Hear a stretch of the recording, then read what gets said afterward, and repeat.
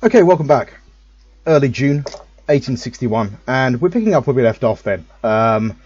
In the immediate aftermath of a significant victory in Rumelia, eastern Bulgaria, against Austrian forces, we inflict about 180,000 casualties. And I think what has to be the most sizable victory so far, and it feels like I'm saying that a lot in this war, but it's this war has a kind of an intensity which we have not experienced yet. A lot of that is just due to the fact that both sides are fielding larger armies, economies are larger, there's much more material available because of the Industrial Revolution, and we're certainly really noticing that. And I think that even though the Austrian army is still significantly larger than ours in total, in terms of the theatre of operations where they conduct their biggest push, which is sort of Bulgaria, we're achieving something close to force parity now. They had numbers of about 700,000, we took 800,000 sort of out of the equation, bringing them to about 500,000. With our casualties, we're at about 300 to 400,000.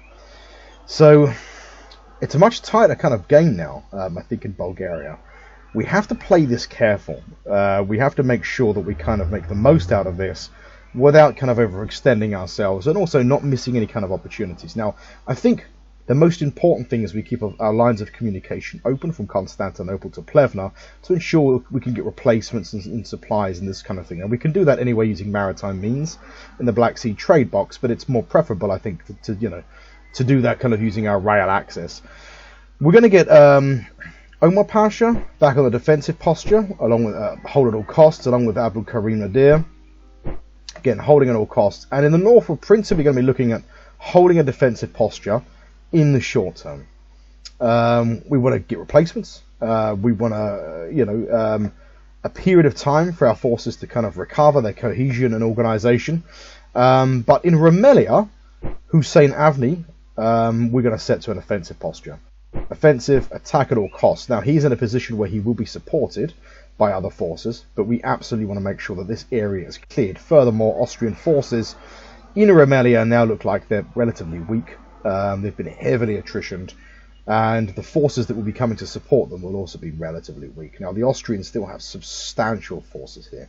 Despite the losses that they've taken, they can still bring to bear a huge amount of forces, a lot of men and equipment. So we need to play this careful, but if we play this right, we could be in a position to really begin to kind of whittle this force down. And if we manage to destroy, an army of sort of, at this point, 500,000, that would really, really begin to tell. Now, the Austrians are low on supplies. The real danger here is they have a fairly modest force of about 50,000 men. I think it's been increased slightly, but it's pushing through Zvornik, possibly towards Sofia. This will obviously reinforce the somewhat kind of weathered Austrian force now in Sofia, but also open up a kind of supply access, which we want to avoid. Now, Niš is not fortified, neither is Pristina, but there are forces there, which means that the Austrians would have to assault and then push on. We're kind of running out of time here. This is going to be really, really tight, but we've got to be careful. If we push too hard now, I think we could be in a really dangerous situation. Our forces are pretty battered. They've taken fairly heavy casualties. We have to kind of play this right. We have to be a little bit cautious. So we're going to hold off for a fortnight until late June. The plan is that should give us just enough time to get some supplies, some replacements up, and then we'll be looking to conduct a counter-offensive. And the hope is that the Austrian situation correspondingly will become much, much worse. They will become much more vulnerable over the next fortnight. And as long as we hold this line open here, in Rumelia, we should be in a position to counterattack. So that's our plan, pretty much in the European theatre. We'll keep an eye on the situation of this. These forces, this is relatively small potatoes. That's the thing we have to keep in mind. Once this main Austrian army is dealt with, if we can really, really seriously maul this force and begin to destroy huge parts of it, we've already chunked it for nearly 200,000. If we could do something like that again, or even another couple of times, we could be in a position to roll this command up entirely, and that would be, an utterly sensational victory. So our national morale sits at 118, Austria's is at 97, so Austria now is in the danger zone. 100 is the kind of, nominal sort of national morale, and theirs is no longer sort of nominal. It's where you gravitate towards in a peacetime setting. Now, the Austrian army is still large. They will have a lot of reserve formations, some of them being constructed, some of them being partially, in a state of having been partially constructed and in the rear, and these kind of forces may be being assembled as we speak. So we have to kind of keep that in mind as well. But in terms of what we're going to do, that's pretty much it. We're going to hold tight for a fortnight. I've taken a bit of time out to think about this. I wanted to, sort of reflect a bit about, what we do. It's these kind of critical junctures, because it's a game that's such a long game. It's like, you live with the consequences of the decisions you make in the game in real time for many months, sometimes 6 months or a year or something like that. Making the wrong move could cost us Bosnia, Herzegovina, or more. It might result in the independence of Bulgaria or the loss of most of our Balkan territories. It could result in Constantinople being taken. It's a precarious situation that we're in. Austrian forces are deep inside our Balkan territory, so there's a kind of tendency, especially with a lot of other games as well, games that are a lot shorter, kind of real-time grand strategy games. You think, well, I just do that. You do things on the fly. But with this kind of game, it's a really long game, so it does periodically take me a couple of days to kind of, especially at very critical moments, to have a bit of a think about what is to be done. But I think caution first and foremost. We preserve our forces. We hold our lines of communication open, and again, in this posture, in this position, the Austrian force is going to become weaker unless they take Sofia.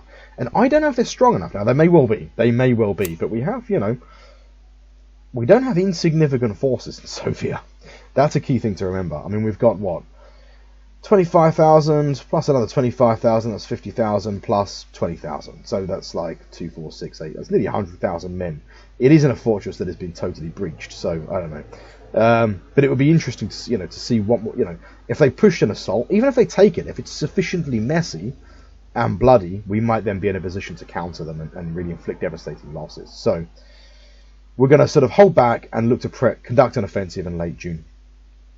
That's pretty much it. We've got the main fleet in the trade box, looking to kind of interdict any shipping there. We do have...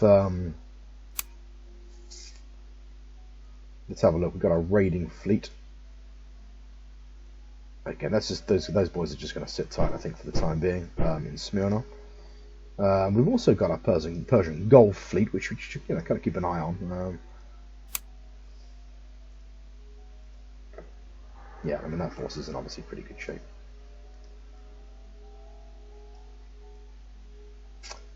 I'm not sure if I mentioned this before in the last report, because it's been a few days now. But we've also seen another significant revolt in Yemen. It's only just happened, and you can see Yemeni forces scattered all over the place, once again. So we've got to really just try and hold out. In Aden, we've got our most substantial force in the Zone of Mustafa in Aden, and we've got a cavalry division outside Sana, plus a colonial fortress, which is being in the process of being constructed. We'll hold a position here for the time being. I think that'll be good. Zone of Mustafa is in any case not activated. But I think it's in our interest to keep him in Aden for the time being. But yeah, it's it's Aden doing that sort of that thing that it does. So yeah, the big victory was in Burgas or Rumelia, 5 national morale points. That's kind of the second victory. You can see force parity creeping in here, can't you? And Zvornik fell 51,000. So it is, yeah, it's just shade over 50,000. If we can deliver a sufficient blow to this Austrian force, really devastate it, we would then be in a position to break one of our armies off to give these guys a drubbing and even liberate Sarajevo. But it feels like this could be the turning point. It feels like, we've fought a fairly effective defensive campaign. It hasn't all been kind of, hunky-dory. It's been really tough at times, and we've experienced serious defeats, but this may be the turning point. It may not. This may be the beginning of the end in terms of a really substantial Austrian offensive that is just very costly, but ultimately will prevail. But I think if we keep our boys keep our nerve, keep our forces in the configuration where they can support each other, keep our lines of communication open, that is the best that we can hope for, I think. Let's check our merchants. Western approaches, that's all good. Okay.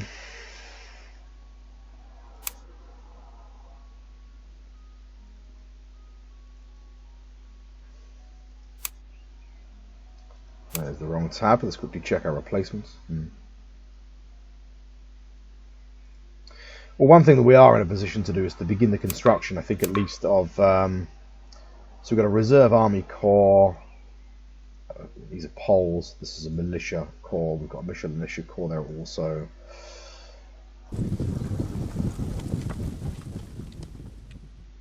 $79,000. See, this is another thing also.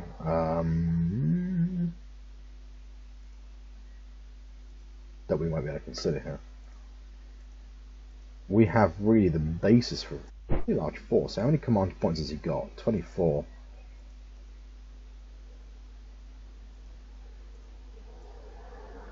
Rita Pasha. 76,000. 48. Alright, well, let's get Rita Pasha sitting outside in Adrianople then. This also allows him to offer support to Hussein Avni. And using a kind of Polish, partially constructed corps, plus the two newest corps. This Polish corps will ultimately go back into Adrianople, of course, plus the two infantry corps that we've constructed. Gives us a force of nearly, 75,000, 76,000 men. That's a pretty substantial force. We'll get these boys sitting tight outside Adrianople. Let's begin the construction of our third corps then. How many more officers do we need for a regular infantry now? Too many. We'll make it a militia corps. And I suppose we'll put it in, we'll put it in Ankara.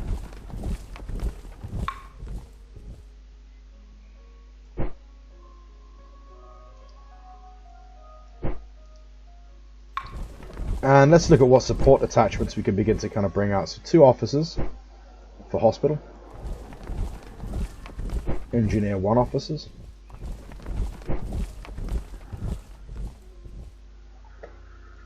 So what am I building? I'm just rather confused now. Military police, field hospital, and engineers. That's good.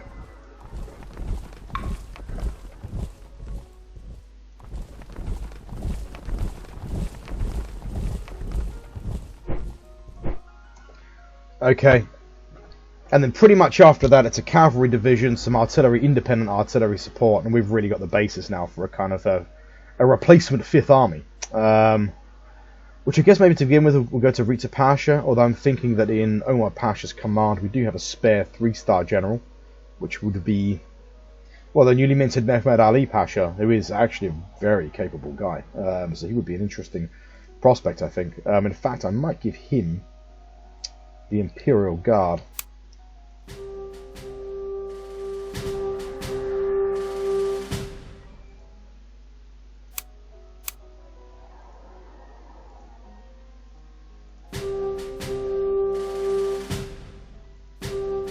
Okay. So Romelia is well protected, I think. Yeah.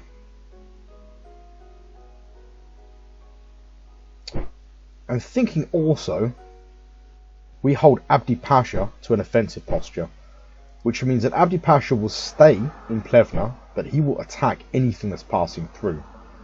That's going to be a key thing. It stops forces creeping through, and it stops this force trying to make a push through, maybe set to avoid combat, getting back to the northern bank of the Danube, because that might be on the cards. The Austrians might be looking to kind of, sneak their way out of this position. They've done things like that in the past. Abdul Karim is activated, but I don't like the state of his force. And let's remember that Abdul Karim has a bit of a tendency of really, really, really holding at all costs.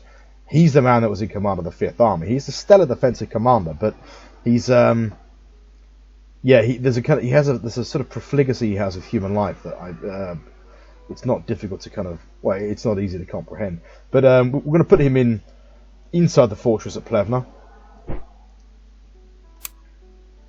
He can still move to support in the district of Plevna, but he gets the benefit of being inside the fortress. We haven't lost any elements yet from any of our commands, but he will be in a position to receive more replacements. He gets a slightly better organizational buff, and his force is certainly the weaker, I think, of all of the forces that we have.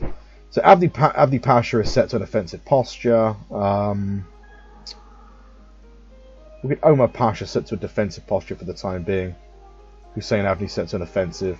Rita Pasha is in any case not activated. So that's it. I think that has to be the moves that we make. Okay, so this is the report. The Iridents are uprising against our rule, initiated by Yemeni agitators. It's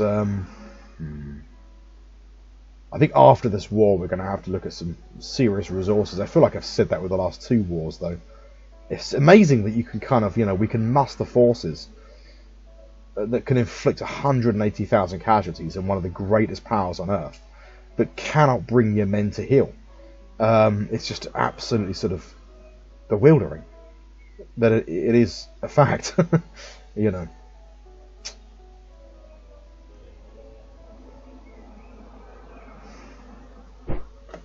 Anyway. I mean, your men has to go to us. Look, if we pull out and think, oh, we'll leave it till we've got railways there, the British will go in. The British will be all over it. They'll be all over it like a cheap suit. They'll have colonial penetration, trade stations set up. And I don't want that. I do not really want the British to establish a naval base, on the southern tip of the Arabian Peninsula, practically. This is our backyard, frankly, not Britain's. This is, an area of colonial interest that we have. I mean, if we go to our colonial ministry, let's have a look. How much prestige would we get from Yemen? We're probably not that far off. So at the moment, 18 potential prestige gain. Potential.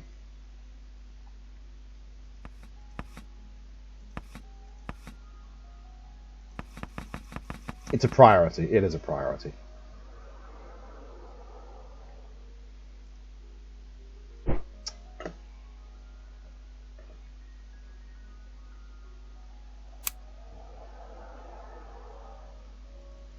And I forgot, we captured some forces, didn't we? So my thinking is these forces we set to evade combat and get them in 5 days. Get them inside Adrianople.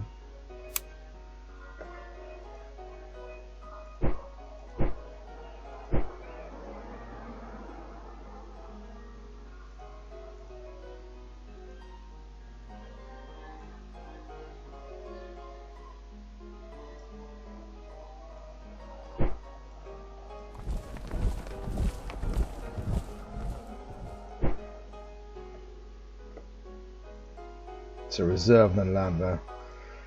So these are kind of officers that are Austrian officers that can provide us with service, and we can begin to construct kind of free Hungarian, free Polish, free Italian army corps, so on and so forth, around those forces, principally as defensive units. I think in this case, Riza Pasha does have a large amount of command points which we can use, but we can't really build anything larger than this. What we would really want is not a free Hungarian corps, but a regular Ottoman corps, plus a cavalry division, plus a host of other units at Riza Pasha's command. We would not be able to do that with this Polish force, because foreign units, if you like, or units comprised of prisoners of war, they require more command points to command them, because of language barriers and different kind of military cultures and this sort of thing. As such, you can use them in penny packets as independent corps forces, but when you have a limited staff command and you want to utilize your officers in large field armies, these reserve kind of forces, these like free army corps, they really become kind of large garrisons, which is fine. Right, let's check the economy and begin the groundwork for, begin looking at kind of passing term.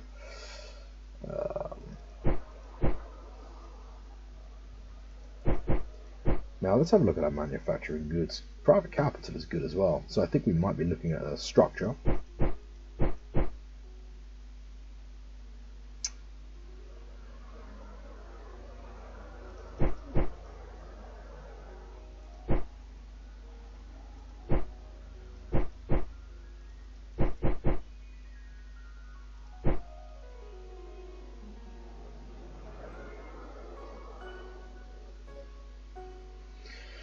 Right, economy looks like it's in decent shape. Let's check our exports and domestic consumption. Chemicals. 140 goods sold in the domestic market for 479. 85 units exported for 298. Imports 25 for 50. So good kind of trade balance, and I mean, okay, you know, reasonable domestic market sales. Let's look at our assets balance.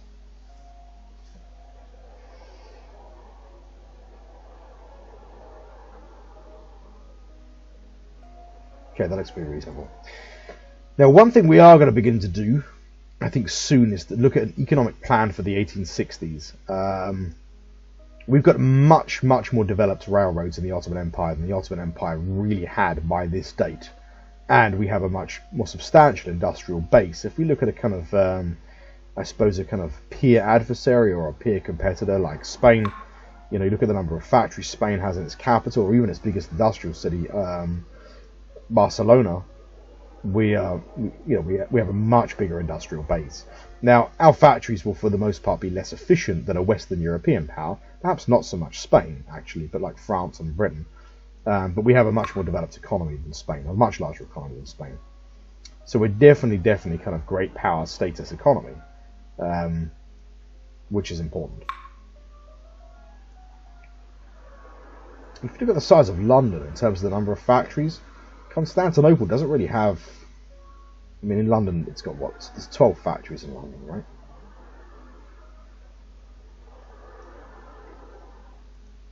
And we've got 12 in Constantinople. So Constantinople is as big an industrial city as anywhere in the world at this time. It is, you know, and it's not the only industrial city we have. We've got Smyrna being built up, Sinop.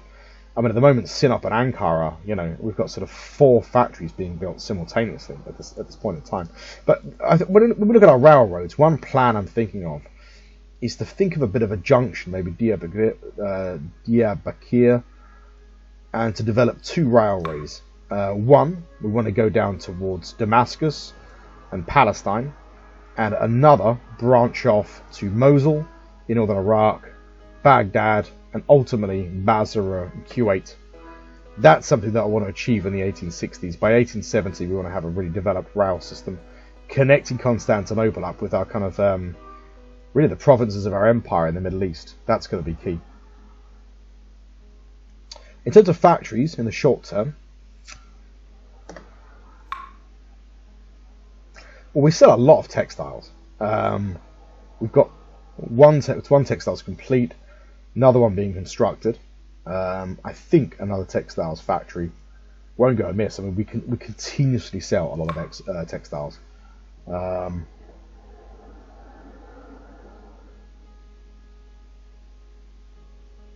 Yeah, every single term we sell, you know, as many textiles as we can. So to that end, where do we build it?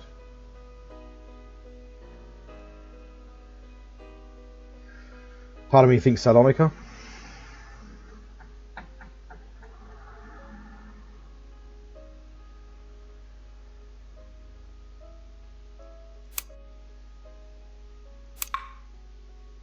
What extension are we looking at? Fort modernization.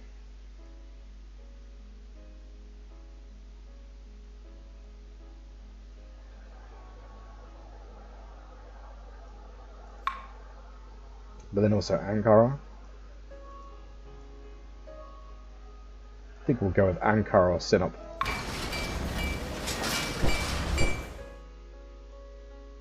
Actually, what the hell? Let's go with Salonika. This is going to cost us 1,000 capital, 31 steel, 47 manufactured goods. It'll still leave us in a pretty tidy position. Let's do this. That's good.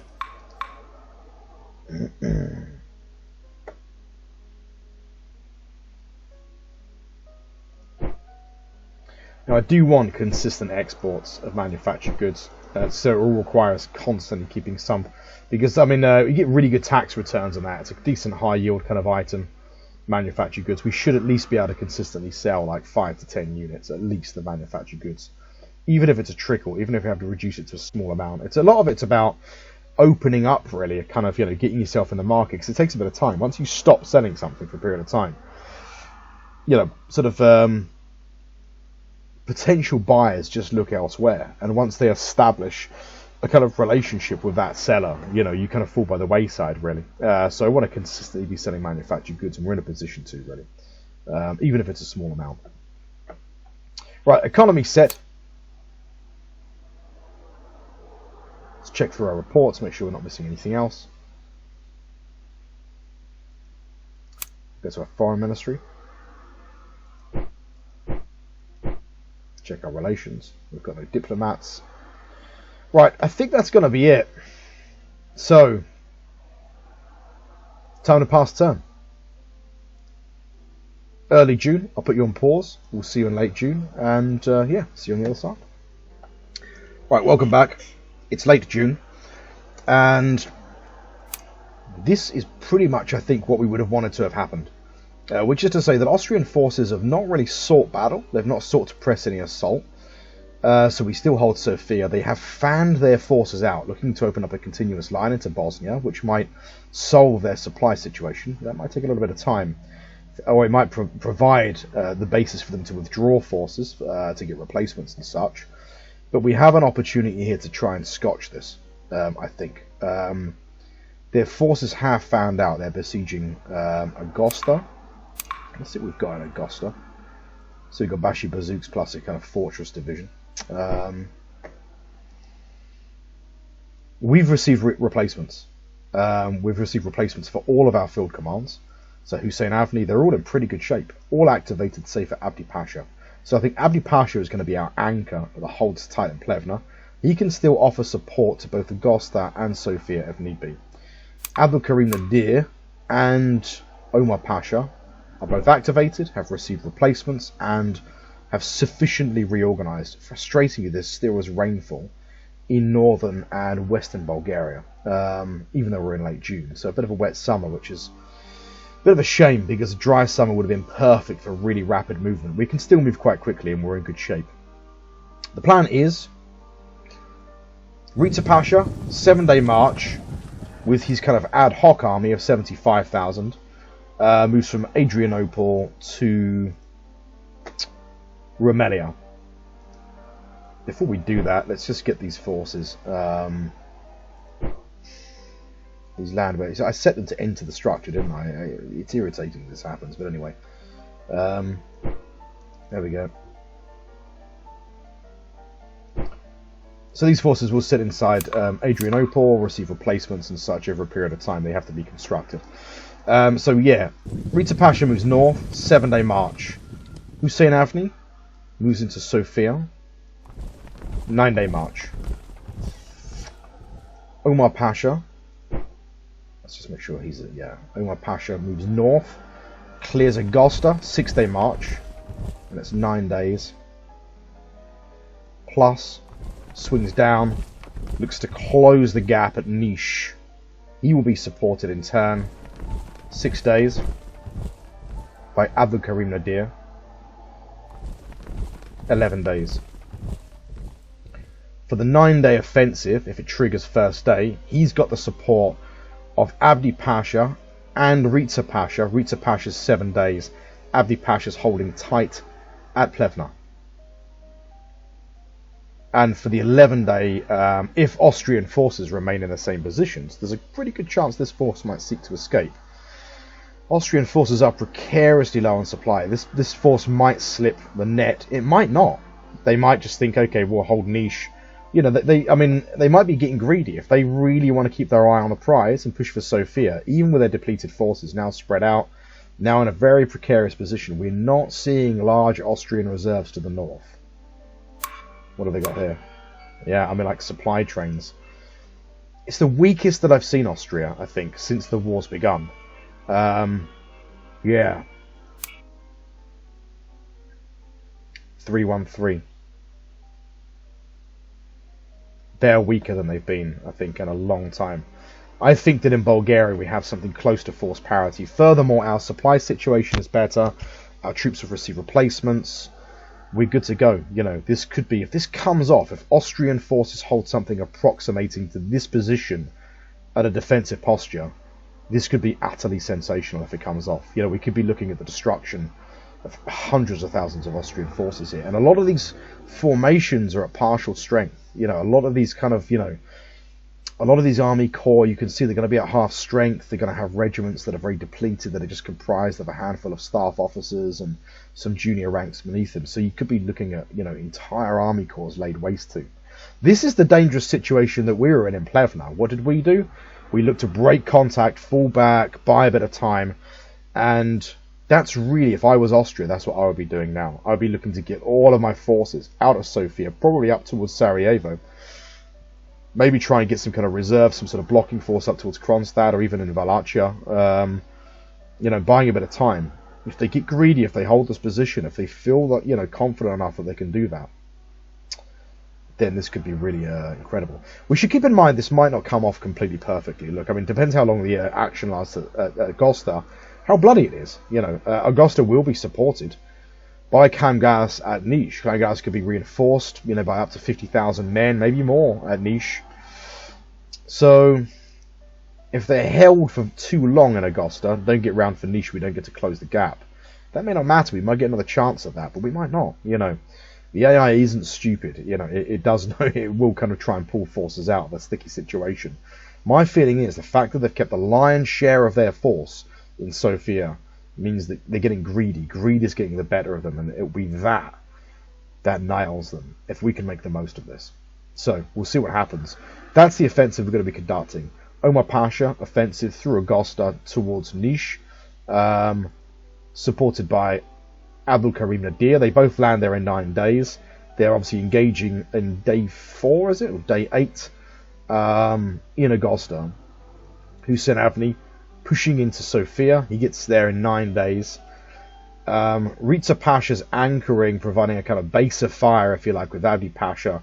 These two forces are kind of anchor forces. They keep the lines of communication open. They provide support for the offensive in Sofia. They do not provide support for the offensive in Nish, but that is the last offensive, to be clear. Furthermore, I don't think the engagement, it may happen, but the engagement on day 9, if it ends up being really, really big and the Austrians make a bit of a stand, and it ends up being quite a slow action, that might forestall Nish. It may be that Omar Pasha and Abdul Karim end up conducting prolonged support in Sofia, and that eats into their march time, so they might fall behind schedule. But if it's fairly rapid, if the Austrians are quickly rolled up, they may even fall back into Nish, and then they're engaged by the cream of our force, our best commander supported by Abdul Karim Nadir. Could be sensational. If this comes off, it could be really, really good. We'll see what happens. That's pretty much it. The Yemenis withdraw from Sana. Austria's made a breach in, a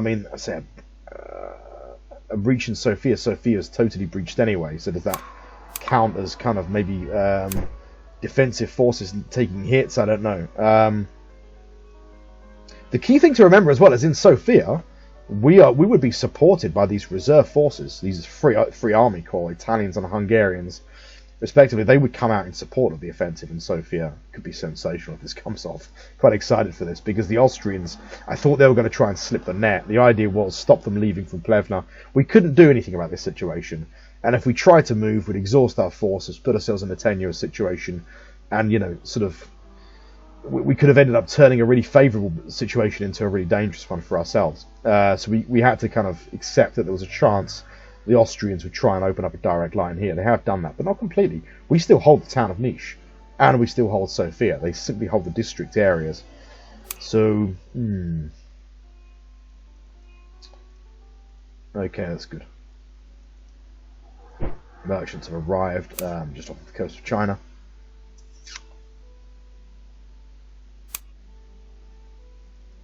Let's have a quick look at the American Civil War.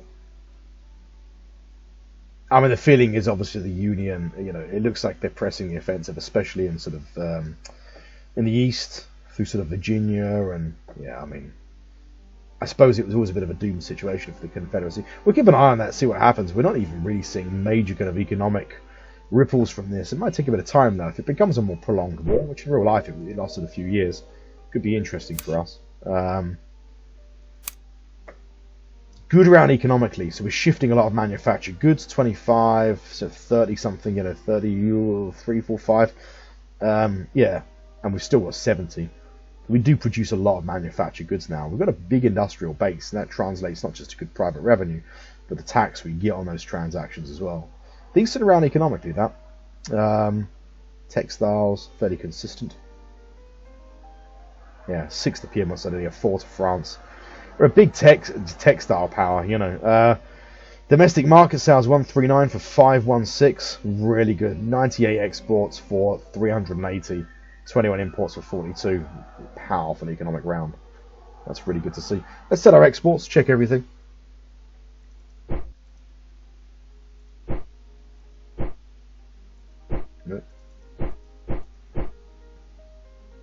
Yeah, we'll keep looking for 40 manufactured goods. Keep pushing for manufactured goods for the time being. Maybe reduce it slightly, go for 30.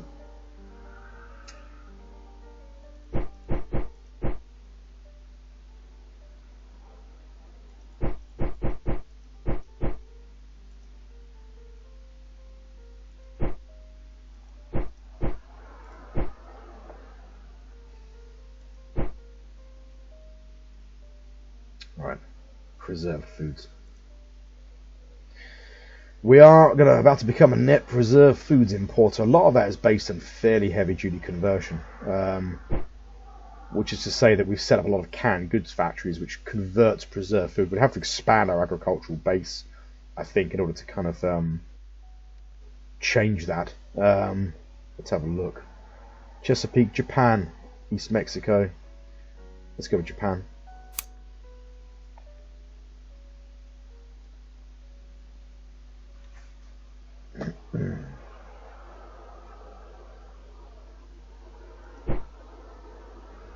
Okay, we'll start off with 10 for now and then reduce it to simply meet demand.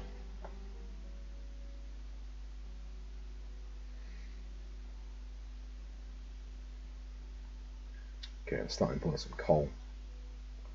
North Germany, East Mexico is still our best bet. North Austria, we're going to import from North Austria. We're going to put money in the hands of their capitalists.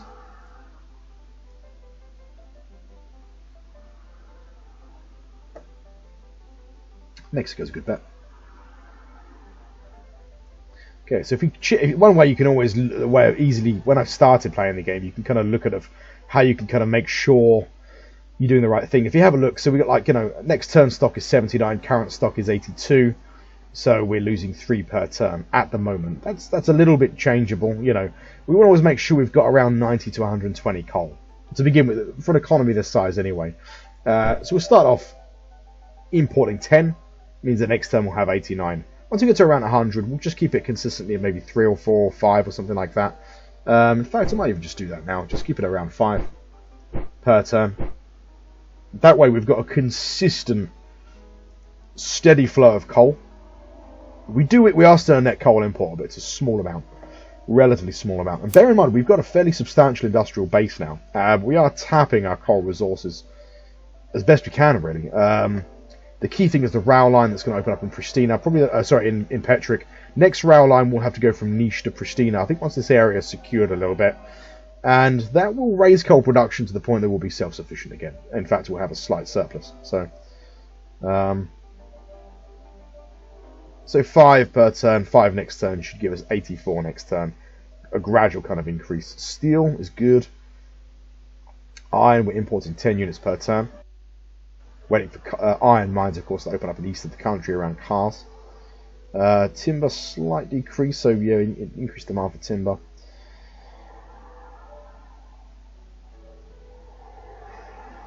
Americans are the biggest exporter of textiles. We're second.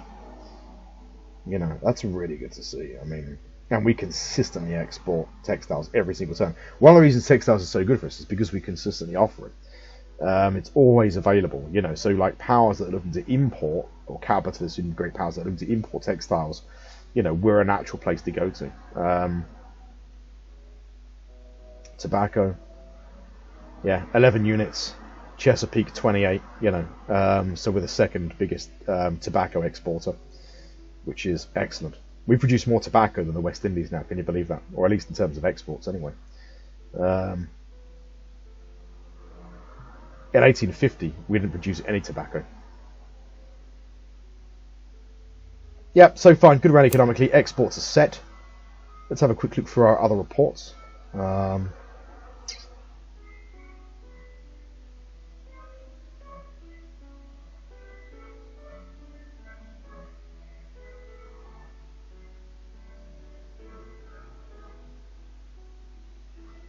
good. You can already check this, but yeah, 98. Combat power 313. We're closing the gap. I feel like we're turning this around.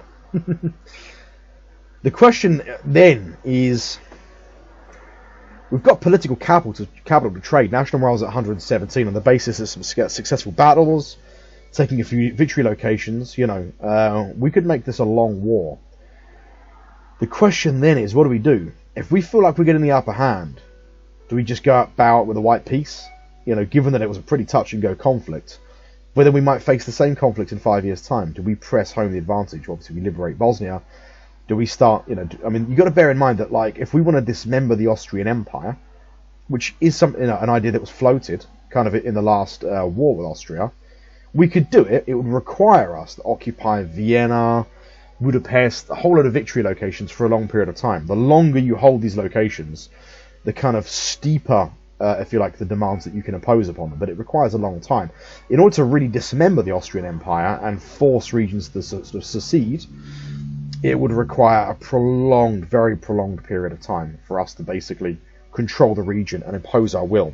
It'd almost be like kind of occupying the country, a bit like, you know, the Americans and the Soviets did with Germany in 1945, and really in dictating terms. But we would have to, you know, occupy the country for a year or more until we could really impose a tremendously steep peace deal. And over that, in that time, of course, Russia could intervene or this sort of thing. And, you know, we're not a country that's like France or Britain. We've got to keep a sense of proportion. We've done very well. If we win this war, we'd have done very well indeed.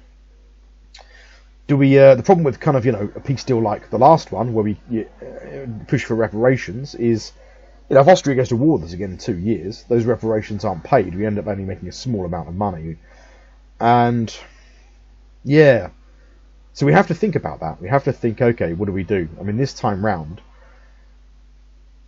you know, we could really kind of maybe push for dismemberment of the Austrian Empire. How much does that upset the balance of power?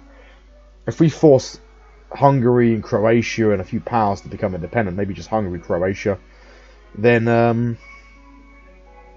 they would have good relations with us. We could guarantee their independence and try and maybe even build an alliance bloc, you know. But it's then what happens if Prussia intervenes, you know. To what extent will the other European powers accept a country like Austria being completely dismembered?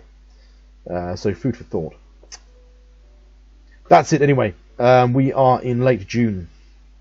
Got a pass turn. And yeah, let's just check the Navy very quickly, actually. No raiding this turn. Actually, it's probably going to be time to get these guys back. I mean, they could stick another fortnight, but why not?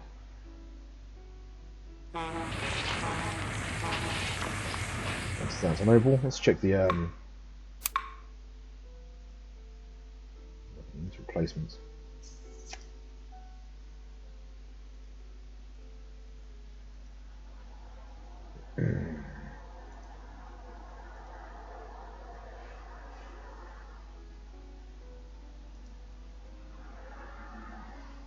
Yeah, we'll leave as is. And I think the next thing we'll look at, we need 14 officers. We're going to be looking at building a cavalry division, really, and then some artillery to sort of complete what will be the 5th Army, which will be completed in a timely fashion. The 5th Army will be constructed by subtracting the Free Polish Corps, which we can stick in Adrianople or Sofia or something like this, and then adding the remains of the force that's being built in Ankara, plus a cavalry division, plus a supply train, plus some independent artillery regiments. That's the basis for a 5th Army. Most of that we have in construction now. That's a testament to, you know, the depth of our manpower, our coffers. You know, it shows that we are, you know, I mean, I think it was 6 months ago that we lost that army, really, in sort of, what, January? So, you know, it's like 80,000 men, you know, 80 to 90,000 men from scratch constructed. So, that's good, I think. Right, going to put you on pause. It's late June, past turn, and see you in early July. Right, welcome back then, early July, and let's have a look at how this offensive played out. Straight away looking at the map, that we can see that it is for the most part successful.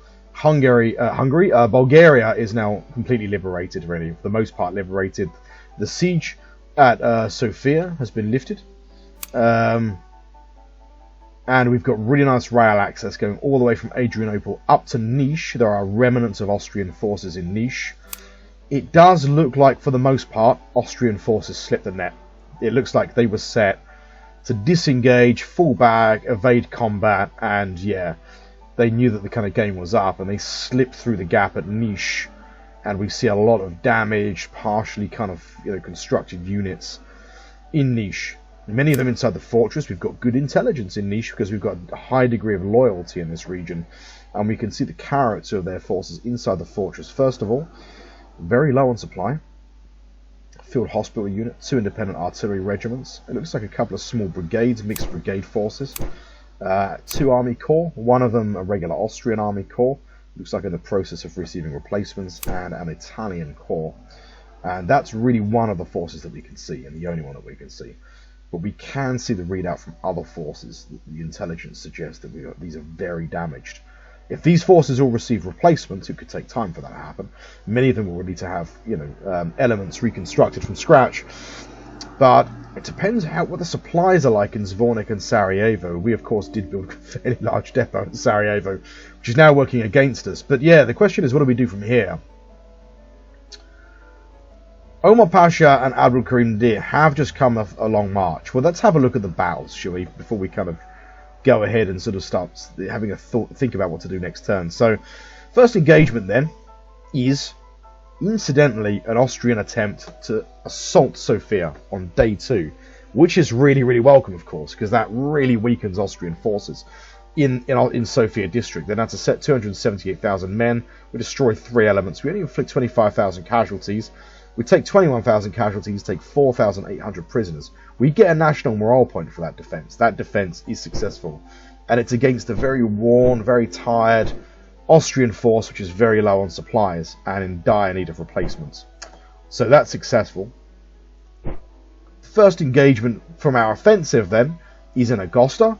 Omar Pasha, pushing with Abdul Karim Nadir, is able to bring about 194,000 men to bear against what looks like a kind of branch-off Austrian force of about 54,000. Not supported by anything. It is only a one-round action against an Austrian army corps. We brush them aside. 14,000 casualties inflicted, 10,000 taken.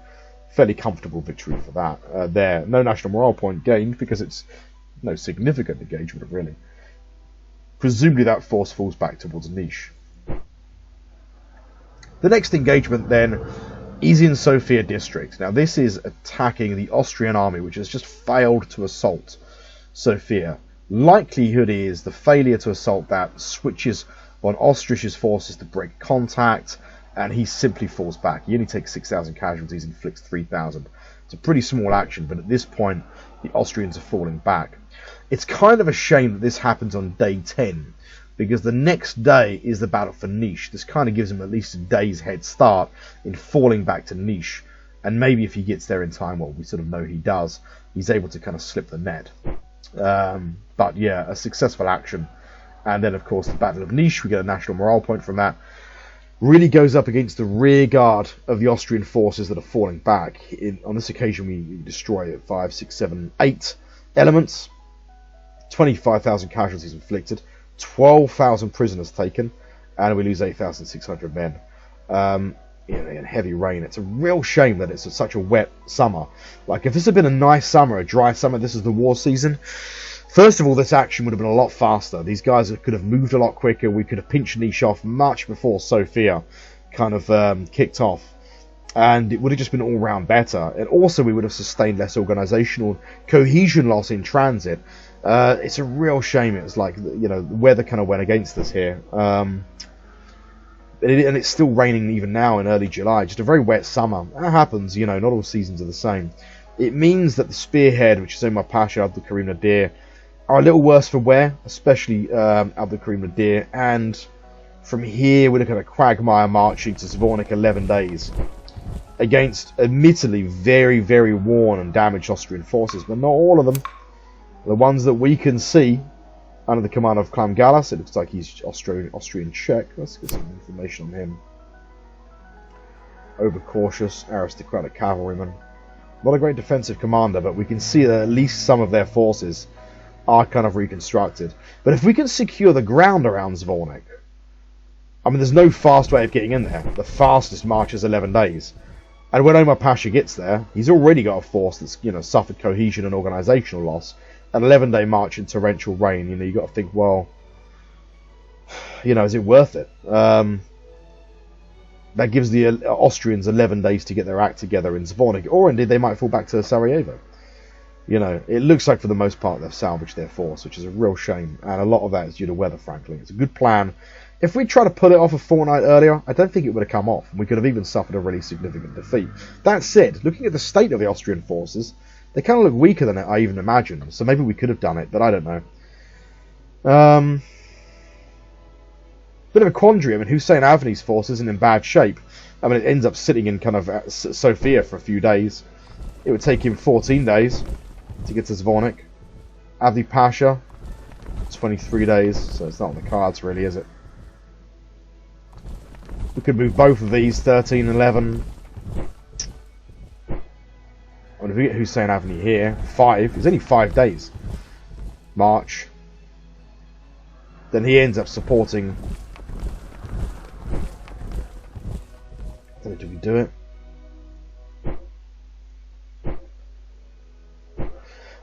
The kind of question is, do we put off a really risky attack now, or even an assault, with Omar Pasha, supported by Abdul Karim Nadir, who can sit tight?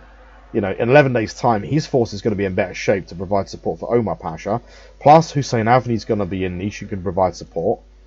It's risky, plus we could even get Abdi Pasha, you know, in on it. 7 days to niche. We definitely can't get there. You know, 7 days. 7 days to niche. Why is it 12 now? Why does it keep doing that? You know, 12 days. I thought it just said 7. Oh, okay, so it's 7 days to Augusta. 12 days to niche, so he could support after sort of, you know, after 1 day. But then if we do that, we kind of forego the opportunity for a much bigger offensive next turn. Like, if we sit tight with all of our forces, or at least get force concentration and niche beforehand, this gives Omar Pasha time to rest, get some cohesion recovery, and then we launch an offensive next turn. If Austrian forces, for the most part, stay in niche, could be really, really good. We could even push through Zvornik right into Sarajevo next turn. They might think, oh, clever move, we'll move our forces back to Sarajevo, get them in the fortress. But if we press through Zvornik and they go to assault Sarajevo next turn, on the basis of forces that have kind of recovered, it could produce more dazzling results. But then on the other hand, Austrian forces might completely slip the net. But then maybe we keep the foot on the throttle. You know, we just kind of hold tight now, push next turn, then we keep pushing up. We just push up every kind of month. Find where those Austrian forces go. Where are they going to go to? You know, Sarajevo, the only other places really is Dalmatia, because it's a size 4 town. Slavonian, Zagreb. We'll just keep pushing our forces through. I think if we press an assault now, it's a little bit risky. That's the only thing. Oh, it's such a shame if it was wet weather. If the weather was good, there's no point talking about if. I mean, it's war and it's a contingent game, isn't it? It's sort of...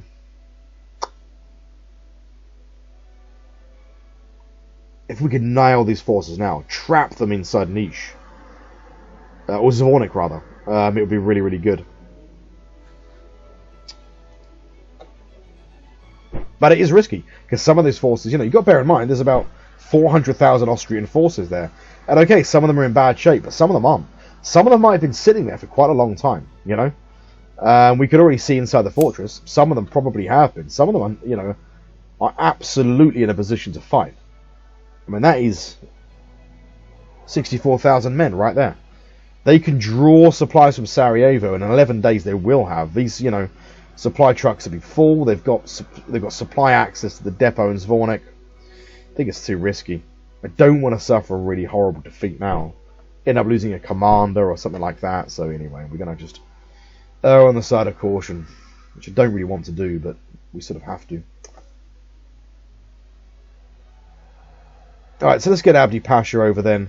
Let's get Hussein Avni. We are going to throw all of our weight to the left, because this is overwhelmingly where the lion's share of Austrian forces are. We are not seeing any big Austrian build up on the Danube. We're seeing the opposite. What we are going to do is get Rita Pasha up to Varna. That's 9 days.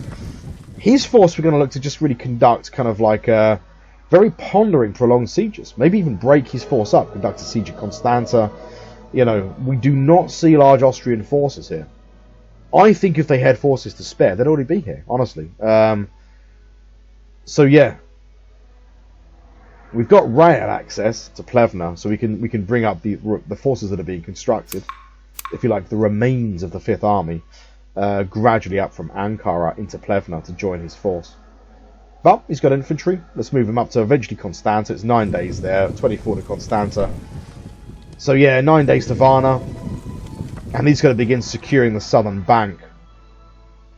Of course, the other temptation is to try and hold a position here, utilize the free time, and instead propel all of our forces through the gap. But that means actually going back on ourselves now. That's not on the cards. The kind of, you know, the horse is really already bolted, isn't it? We have to now. I think we just have to keep on our heels, but we can't be too risky. We have to make sure. You have to keep in mind, it'll take them quite a while, I think, to build these forces up. And we keep our forces, we get concentration, clear niche, move through Zvornik and Sarajevo, which we can do in one turn. There's a really good chance, the next turn's going to be late July, there's a really good chance that next turn, late July, will have dry weather, which means that we could really push through, assault both of these places simultaneously with substantial forces, which, you know, I think we should do.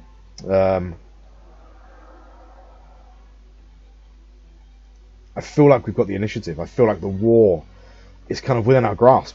And it's been really touch and go. 349, we're getting replacements. Plus also the combat, that's based on combat value. Ours is degraded because much of our forces were in motion over the last turn. So all of them experienced some loss of cohesion and organisation. We're going to send Abdi Pasha to an all-out attack just in case he comes across anything. If something tries to sneak through into Plevna or something like that.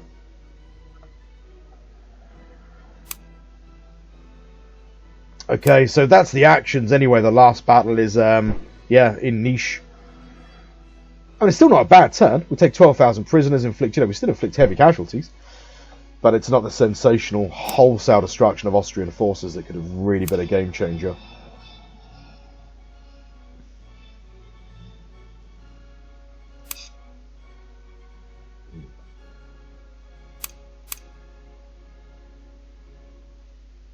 Yeah, the good thing about this position is we've got rail access now all the way to our industrial base to Niche. So a pause here would be a good shout, you know.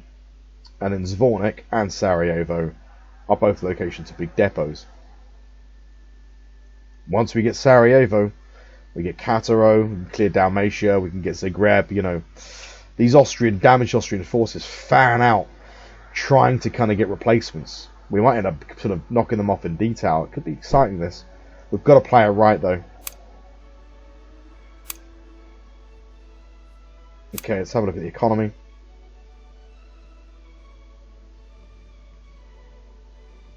Yeah, good round for exports again. We can see the state revenue benefits from that as well. 14, 15, 16, 17. We've kind of got enough officers for a cavalry division, but I'm inclined to hold off a turn. I always like to ensure that I've got kind of a few surplus officers for replacements and things like that. Any unforeseen scripted event. It's always good to have a few spare officers. We've got good manpower. The main problem, again, is just educated people, literate people. Let's have a look at the economy. 137 domestic market sales for 487, 90 exports for 363, imports 35 units for 70. That's decent enough, though. Let's check out exports. Keep manufacturing goods set for 30 exports for the time being.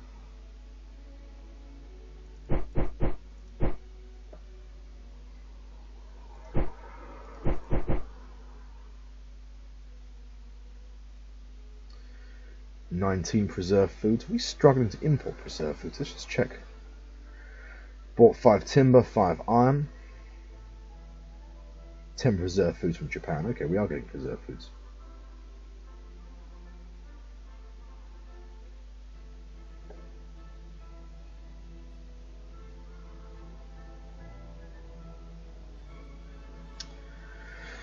We'll leave that set to 10 for the time being. We do want to keep an eye on preserved foods.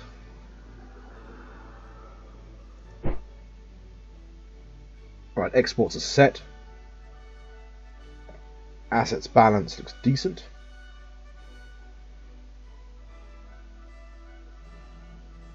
Check our census very quick.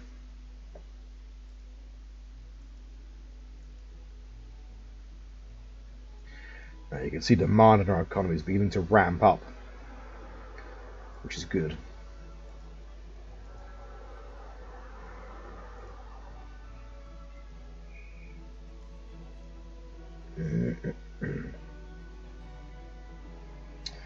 Okay, economy set.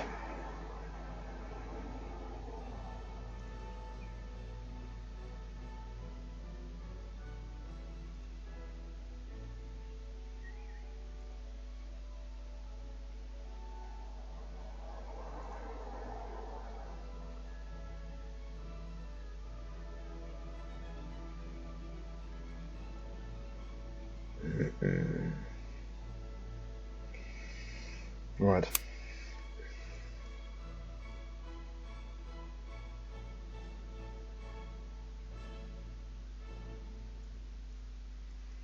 We don't have a penetration, I don't think, for we can't. We don't have any diplomats.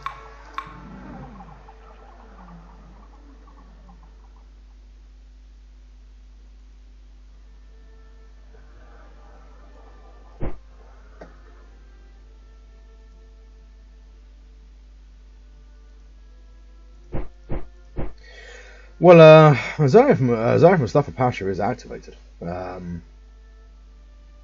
11-day march. Let's give him a bloody nose at Hadra, but why not? Merchants. Oh, missionary. Okay, fine. Look at the Cavalry Division in Sana. I'll tell you what might be worth doing here. Pacify. What's going to cost us? 2 conscripts, manufactured goods, 40 money. We'll do that. That requires us to keep the Cavalry Division in place, however. Which we will do.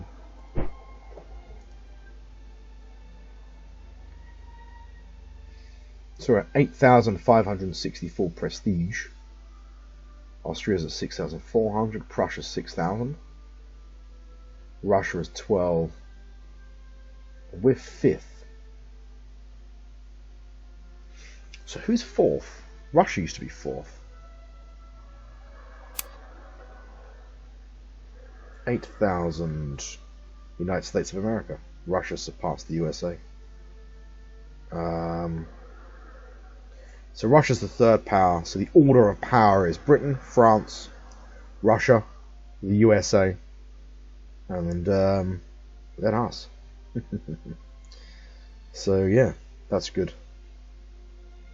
We've definitely returned the Ottoman Empire to kind of a meaningful great power status. Much more so, it feels like we're not kind of obviously back to the glory days of the kind of 18th century, but yeah, we're definitely in the game. We're definitely in the game still. Sort of early 18th century Ottoman Empire, not as strong as we were, but definitely throwing some punches. And we've now built, we're definitely players in the Industrial Revolution, for sure. All right, that's it. Let's check the Navy really quickly. Right, one thing we do need is spare parts, I think.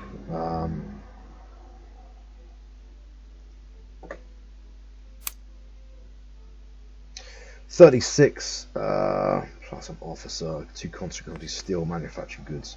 All right.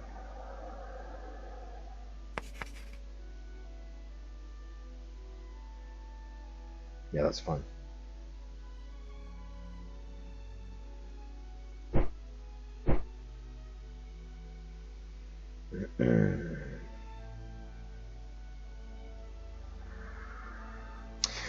That's interesting. The replacement parts for merchant ships becomes correspondingly more expensive the larger your merchant fleet is. I'm sure it was about 100 to begin with. It's ramped up.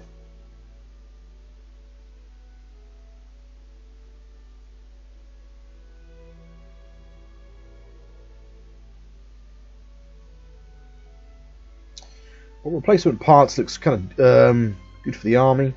Or replacement parts, reserves, replacements. Yeah, happy with that actually. I think there's nothing we need to do there for the time being. Right, I think we're going to pass turn. Got a lot of private capital. One thing I might do actually is just cool down manufacturing exports. Bring it back down to 20, because we're going to be looking to obviously use some of that private capital. We'll build another merchant fleet, because merchant fleets is something that eats into private revenue, so we don't have too much. When you start getting big stockpiles of private revenues, you know, you're in the kind of realms of speculative bubbles and this sort of thing. It's sort of, we don't want to be the catalyst for another economic crisis, you know. So we have to try and make sure that we're reinvesting in the economy. We could even actually look at some stuff which is kind of doesn't eat into manufacturing goods, steel too much, or coal. One thing we might consider is expanding our agricultural base a little bit. We've got a big demographic expansion. A bigger agricultural base will allow for more tinned foods or preserved foods. Yeah, so I think we look at maybe begin to really sort of exploit the kind of the outer reaches of the empire. Not really the outer reaches; it's the interior, isn't it, of the empire? All right, let's look at Baghdad. Serious farm in Baghdad.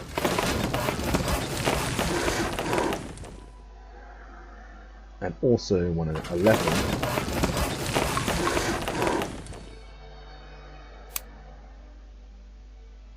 Yeah, that's good.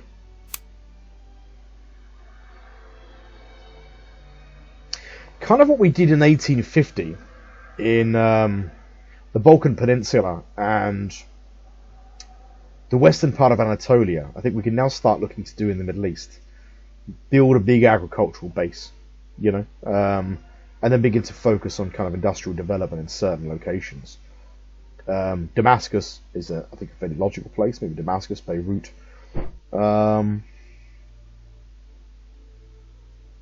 Mosul, Baghdad. They're going to be the big industrial cities, I suppose, of the kind of Middle East. Yeah, begin to build an industrial base in the Middle East, connect them with railroads and this sort of thing. Right, that's it. Steel, coal. We imported coal, right?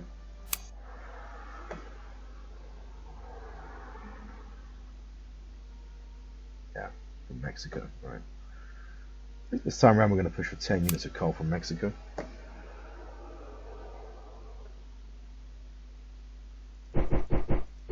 Good thing with Mexico is there's not much competition.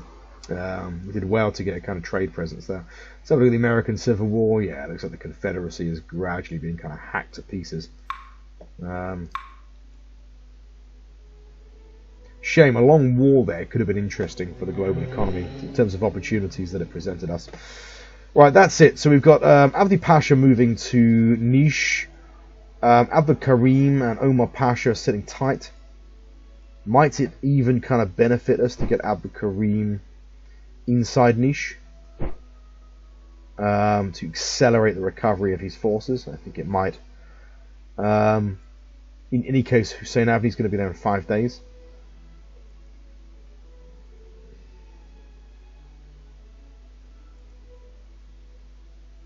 Abdi Pasha will be there in 12. Rita Pasha is beginning to prepare the groundwork, I think, for a siege at Constanta.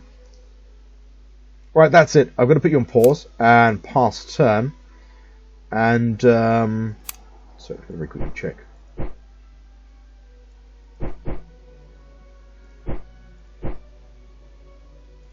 Okay, I'll put you on pause. We'll pass turn. So we're in early July now. See you in late July. Right, welcome back. Late July 1861. And a couple of significant events have happened. First of all, let's have a look at the war as a kind of starting off point. So we can report on what's happened. In this case, the Austrians at first succeed in retreating from Niš with the remnants of a force that they have, but then themselves, presumably with the forces that they've reinforced and recovered, they prosecute an offensive into Niš and results in a large battle.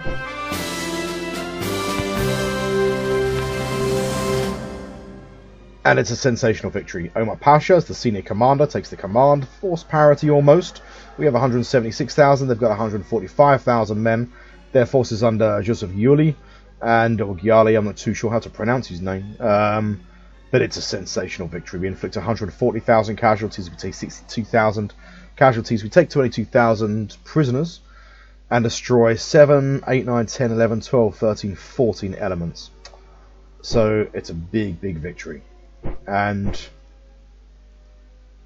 well, that is good news. That is good news. Austrian forces, there are still substantial Austrian forces in Zvornik. I think probably there are substantial Austrian forces in Sarajevo. But the thing which changes things a little bit is the appearance of Austrian forces now, beginning to emerge on the banks of the Danube. Yeah. So, dreams of a prolonged offensive into the west might have to sort of be forestalled. We're going to have to think about this again and have a bit of a pause here. Not for too long, I think, this time. I'm not at work tomorrow, so maybe I can have a think about it tomorrow and get a video uploaded. But now that's not the only thing that's happened. Two other significant events has happened, maybe related. One is our former eyalet in Egypt has declared war against us. This is interesting in more ways than one. Now, first of all, if you look at a map of the Ottoman Empire in 1861, Egypt and Sudan would look like it was a part of the empire. Egypt revolted against the Ottoman Empire in the 1830s. Okay, and ultimately in 1840 there was a settlement where the kind of European powers intervened at the encouragement of Constantinople, which sounds bewildering, but there's a kind of reason behind this. Mahmud, who was the Ottoman Sultan, I think it was Mahmud I, it might have been Mahmud II, but he's the father of the current Ottoman Sultan. He is the Sultan that moved against the Janissaries. He is the Sultan. He actually came to power on a Janissary, pro-Janissary ticket, and as the Janissaries' man, and he wanted to get rid of the Janissaries like every other Ottoman monarch, Sultan for, maybe the last 3 or 4 generations, and all of the others had failed. But he was viewed by the Janissaries as their man. But what he very carefully did behind the scenes is to kind of cultivate a broad political alliance with the clergy, with elements of the bureaucracy, other elements of the army, developed this over a long period of time, and also understood that the Janissaries were despised in Constantinople. This does become relevant to Egypt, incidentally. They were despised in Constantinople because the Janissaries had legal immunity, so they conducted protection rackets and kind of rolled roughshod over the city and did what they wanted. And the population despised them, and had despised them for a long time. Mahmud, the current Sultan's father, realised that, and he kind of really prepared a trap for the Janissaries, and ultimately, I think it was a religious function, announced the outlawing of the Janissaries, but had everything primed.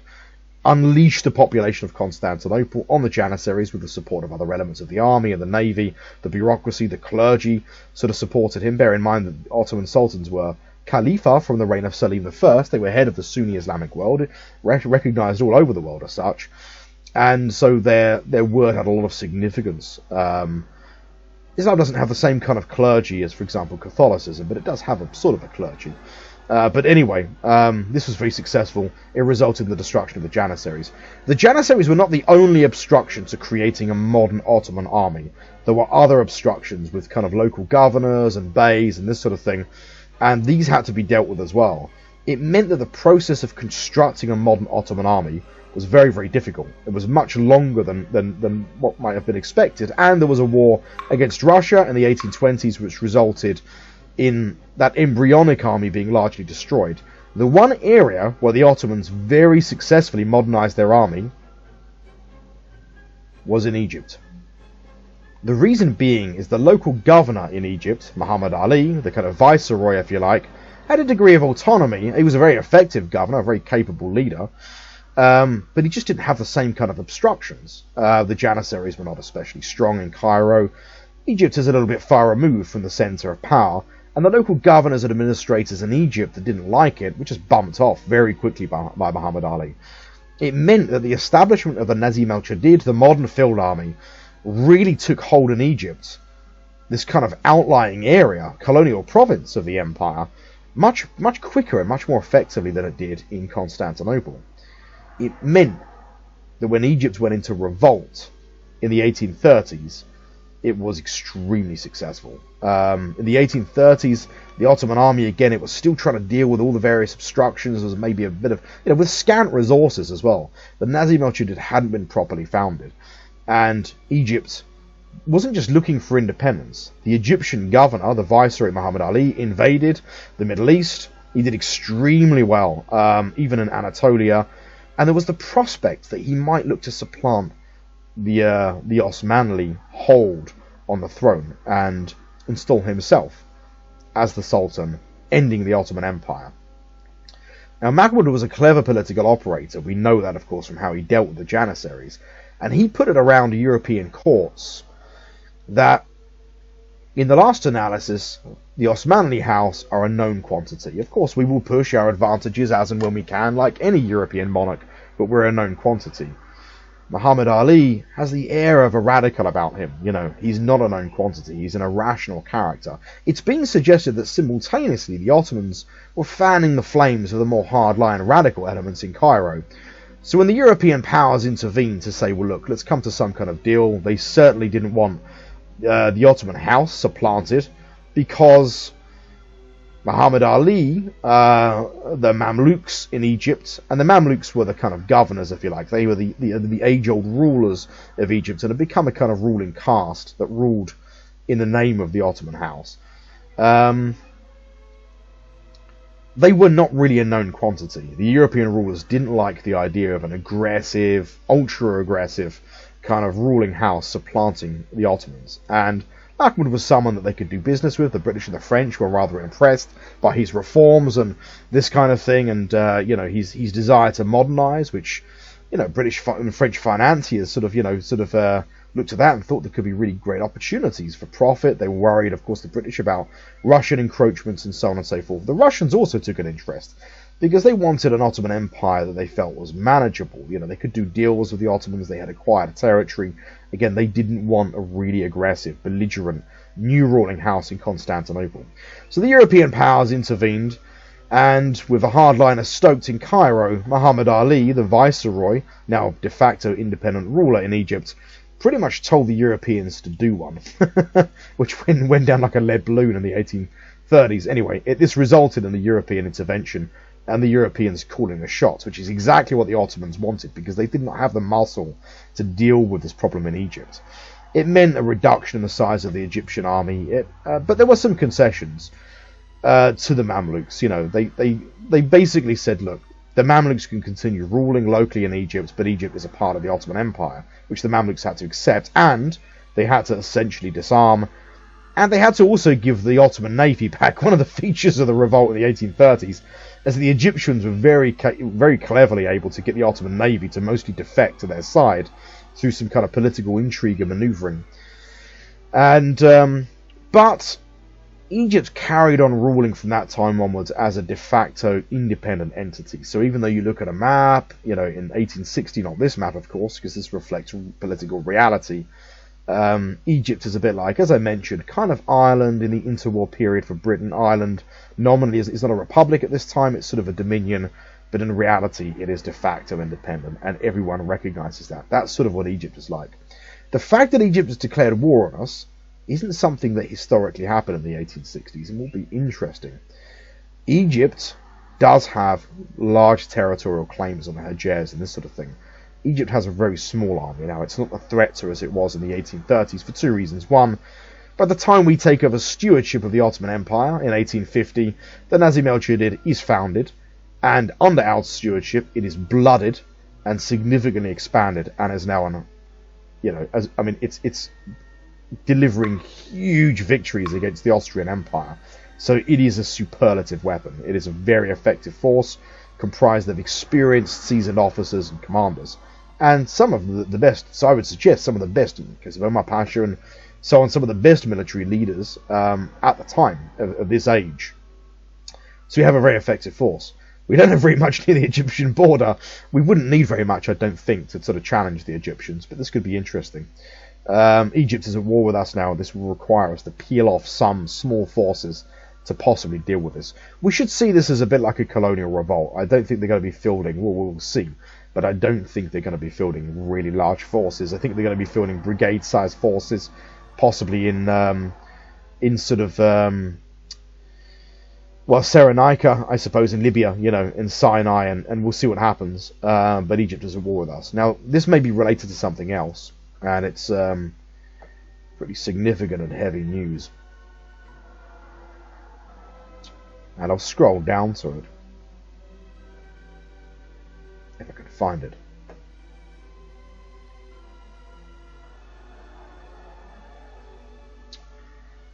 Abdul Aziz is the new Sultan of the Ottoman Empire. So Abdul Masih has just died. And he's 38. He died of tuberculosis. I knew he died around now. I wasn't sure when it was, but I knew it was around 61. Only because I know a bit about Abdul Aziz, the monarch that succeeds him, and I know that he came to power in 1861. So I was sort of waiting for this, but I wasn't sure when it was going to happen. And this is an interesting event. Now, Abdul Aziz is the younger brother of Abdul Masih. Abdul Masih is 38. He dies. Abdul Masih, I think, must be about 30. Abdul Aziz is the monarch of the Ottoman Empire, the Sultan, for about 15, 16, 17 years, something like that. So we have him for about a decade and a half. He's going to be the first monarch who really we see the beginning and end of his reign. We take command of the Ottoman Empire in 1850, about halfway through Abdul Masih's reign. Abdul Masih comes to power in 1838-39, thereabouts, when Mahmud dies, and is a very young man. Their father, as I say, their father also dies of tuberculosis, but he's somewhat older. It's only really the end of Mahmud's reign, once the Egyptian rebellion is dealt with, once peace is concluded, that he announces the Tanzimat, the restructuring of the Ottoman Empire, and it really falls to Abdul Masih to implement the Tanzimat, and he does so. By the time we take control of the empire in 1850, it's halfway through his reign, and we can see that he's made some headway, especially in the army. The Nazim al-Jadid is founded as a credible fighting force by 1850, and you have some embryonic capitalist development in the Ottoman Empire in 1850 also. It's probably fair to say that the second part of his reign is really the most explosive in terms of rapid economic development, railroads, factories, the Industrial Revolution arriving in the Ottoman Empire, and colossal wars. You know, first a war against Russia, taking Vienna in a war against Austria, and he dies, of course, in the midst of another war against Austria, which is, you know, an absolutely titanic struggle. Abdul Aziz, his younger brother, is an interesting character. He's one of, I think, probably one of my favourite 19th century Ottoman monarchs, and I don't doubt for a second that everyone has their own favourite 19th century Ottoman monarch, but for a few reasons, like, you know, he's a reserve. He wasn't really meant to take the throne. Obviously, Abdul Masih, no one anticipated he would die young. It is a possibility during this era. But Abdul Aziz, unlike his brother or father, doesn't look like kind of leadership material. He's a well-photographed sultan. And, his father and brother, they go very well onto canvas. They wear kind of, flash military uniforms and this kind of thing. Abdul Aziz has a kind of very dour, slightly hostile, lethargic appearance to him. He's a bit of a Tony Soprano type figure, kind of appearance you'll see from photographs of him. He's a wrestler. He's really into kind of wrestling. Wrestling was a big scene in the Ottoman Empire and the kind of Greco-Roman world also. And he's a bit of a kind of, he doesn't look like, like Mahmud or kind of, or Abdul Masih. But one of the reasons I like him is because that conceals a fact about him, which is that even more so than his brother and father, Abdul Aziz is an absolutely first-rate operator. And I would suggest the most capable 19th century Ottoman monarch. And he faces a very unique set of challenges that will shape his reign, that might reflect itself or express itself in scripted events. So I'm going to leave the video here and maybe talk a bit about that in the beginning of the next video, because I think it's important to kind of address. We can see from his stats, I don't know how well like these really reflect how good he was, but they're pretty good stats. 5 is, I think, considered kind of average, so 7 administrative, 7 military, 5 diplomacy. Ironically, diplomacy was seen as one of his stronger suits, but he's a very, very capable character. And he seeks to balance, really, in his reign. I'll talk about it more in the next video. kind of antagonisms that are being sharpened by the Industrial Revolution. That begins to express itself in his reign. It's not unique to the Ottoman Empire, but it's kind of new to the Ottoman Empire because the Ottoman Empire is now a new kind of society. So we'll talk a bit about Abdul Aziz in the next video, and maybe a bit of thought on Abdul Masih as well. He's our first monarch. He's with us for sort of 11 years, and he's a very capable guy. And as I say, we sort of the first kind of 11 years really, the first 11 years of our game is the end of his rule. It's the latter part of his rule. It's been an eventful time. So I'll leave the video there, and we'll pick up the video, I think, where we are in late July 1861. So thanks for watching this video, and I'll see you in the next one.